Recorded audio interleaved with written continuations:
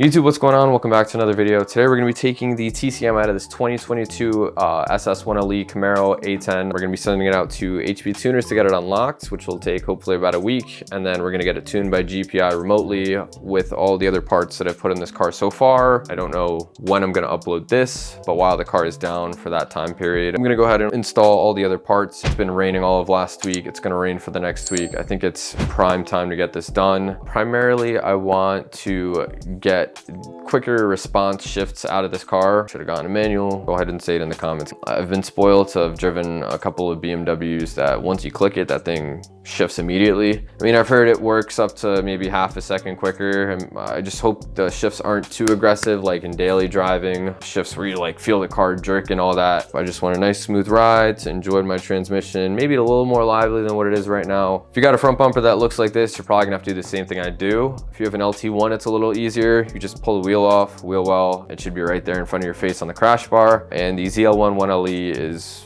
forget it. If you want to do that, go watch someone else's video, because I hear it's a pain in the ass. I'm not sure what parts specifically we're gonna need to do this whole take out and install of the TCM. But while I take this wheel off, I'll go ahead and put everything on screen that you're probably gonna need. Well, I use the breaker bar to break off the lug nuts. Right now I'm using a 1/2-inch ratchet and a 22mm deep socket, I guess you could call it. Before you do this, I forgot to say, make sure you disconnect your battery. This is a really big component on your car. Got it sitting on a jack and a jack stand right now. Not sure if I'll put the wheel back on. Here are a bunch of the Torx screws we're gonna be taking off. I'm not 100% sure which ones yet, but they kind of go around the ridge. Maybe that one in the back. We'll see how much we have to take off and how much we could pull back this liner. All right, so as of right now, I took off 1, 2, 3, and then 4 is right up here. Took 1, 2, and 3. I was able to get my finger in here and kind of pry this off to get into the back of that. Don't mind that.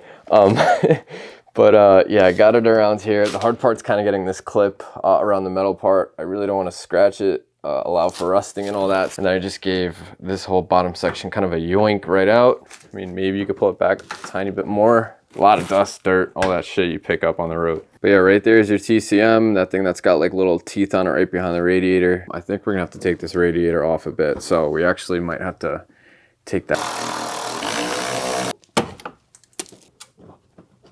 So that's the last one that I couldn't see that was in there, right under the air cooling vent for your brakes. We're gonna have to remove that little zip tie, little pin thing, as well as that bolt, and I believe one on the bottom, if not another one right behind that hose. And then we should have access to the TCM. It might be a bit more cramped for me as opposed to what I've seen online, because I really don't want to pull this fender liner all the way back.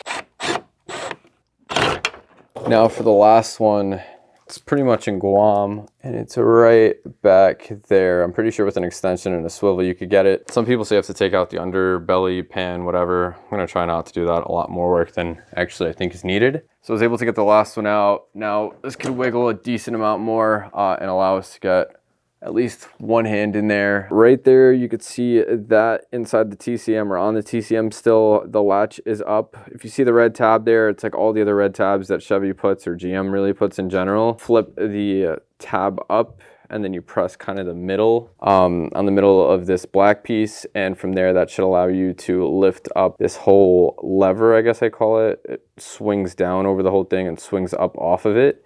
And from there, you should be able to pull it right off, which it just did. 2 tabs on top of it. You'll probably see them right there, and there's one right behind this harness. Couple of things, I can't even take this out. First of all, I didn't notice that there was another one of those push pins in here that allowed this radiator to come down a bit more. I somehow moved this, like you have to lift it up, and there's like a hook on there. That hook that you can see right there in the middle of the screen, that's how it's supposed to sit. You'll see it pop out right now. Just got to push it up, kind of wiggle it forward over that, and you'll see it do that. I'm assuming that's a mount right next to it. So just make sure if you do this that you do put it back on. I'll put it back on one more time and take it off. There you go. So that's the way I have it. So I got a tiny bit more room, because I literally tried taking off this or at least lowering it a bit more, the radiator, it just would not come off. I'm assuming there's something tied up behind it. I got this out, or not out, but I got it off. And then the other part is that it was almost impossible pushing up. I'll show you guys again, those two pins up here, those two pins right next to that harness. Actually, Chevy kind of made it, or GM made it kind of nice for you. They put this little slit here on the end that allows you to get a screwdriver in. And what I did was with my right hand, I pushed up on the two, and already having the flathead screwdriver in here, I kind of just pried this out like that. Now it's out. So you're gonna go ahead and grab this. So you're gonna wanna go ahead and double check that serve number that's right there on the bottom left, right under the QR code. There's a certain one, I'll put it right now on the screen, that HPTuners doesn't tune. I don't know what distinguishes it aside from actually reading the number when you get it out of here. It would suck to have to get it out and realize that your TCM can't be reset or whatever. You're gonna go ahead and send this out in a box, go ahead and pay for it, put your shipping information in, so on and so forth, and send it out with your preferred shipping method. And keep in mind, the shipping that you're paying for is coming back. So they'll have a label coming back, you gotta pay for it going. So you could send it however you want. I think they do UPS on the way back.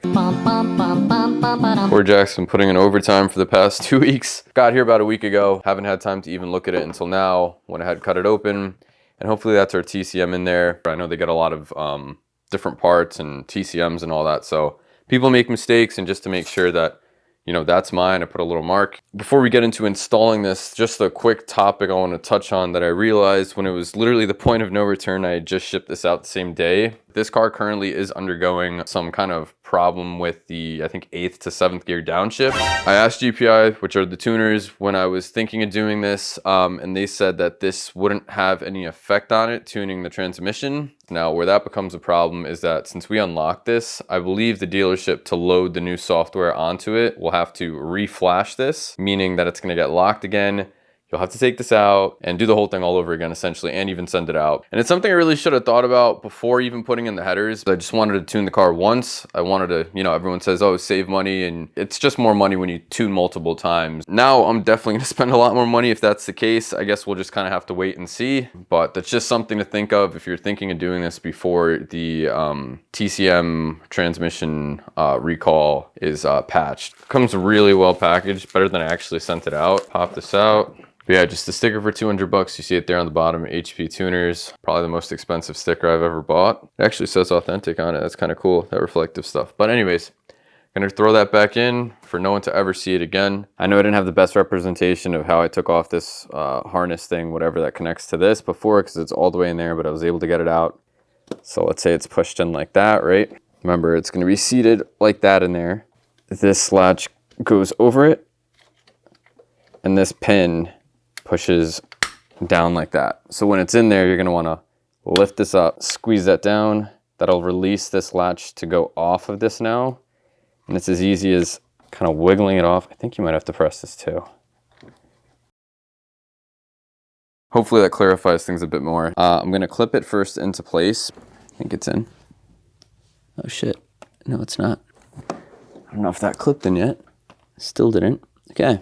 So a hammer and the screwdriver did the job. Just put the handle of the screwdriver like that and just tap somewhat gently on the tip of the screwdriver. Next, we're gonna go ahead and try to feel our way to put this little push in zip tie in. And then after that, we'll go ahead and notch this down. The TCM is back like it never left. The next thing I'll do is, as I showed earlier on in the video, I'm gonna put that hook back on, and then I'm gonna start securing in all the bolts that I took off of the radiator. So put the 3 13 millimeters back on, 1, 2, and 3 under there as I showed you earlier. Also, go ahead and clip this in.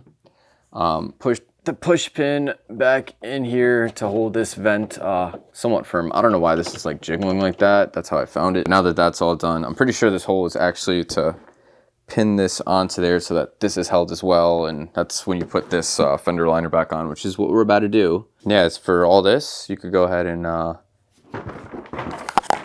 just kind of close this thing up. There you go. Good enough. We'll just go fastening everything in. Oh my god, that's folded really badly. All right, so first thing you're gonna wanna do is stuff this bottom half of the fender liner kind of back in there. All right, so I got everything back in. Obviously gotta tuck this in behind that vent and this into the fender. I'm just gonna go ahead and fasten everything in. Just make sure 100% that your 3 screw holes are lined up with the skid plate kind of area underneath it. If not, you don't want to have to take all this off to readjust it. So I'm gonna go ahead and install all these things really quick, show you which ones they are and where they go and all that. Push pin up here, T15, 1, 2, 3, almost forgot that one, 4, 5, 6, 7. 4 7mm along the front here. You see the first one right here, and it kind of goes down in each one of those holes. And then you have 1, 2, and 3 7mm that push the skid plate into the fender liner. After tightening all those down, your fender liner is back in. You're gonna go ahead and put your wheel on. I would too, but I'm gonna be installing these in the next video, so it's just a little easier to keep the wheel off. Just make sure you torque down your wheels to spec, drive it a little bit, and tighten them down again. Now that your TCM is back in, feel free to go plug back in your battery. Not gonna do that either. Still got more stuff to do in here. Also, get the credits you need. I believe it's 4 if you haven't already. It's gonna be like $200. And with that, you could jump in your car with your tuning dongle, your laptop, and you could begin tuning your car. Or if you have to relearn your TCM, hopefully watch this whole video first, because you will have to have the old or stock TCM in there and then swapping it out with the new one to relearn it. Luckily, I don't have to go through all that since I sent mine out. So all I have to do is plug this into the OBD2 port, and then from there we'll pick this up with a tuning video. If you guys have any questions about installing, removing, or shipping the TCM, please feel free to drop the comment below. Like if this video helped you in any way, or subscribe if you want to keep seeing me build this Camaro. I appreciate all the love you guys have been showing the videos. I'll see you guys on the next one. Peace out.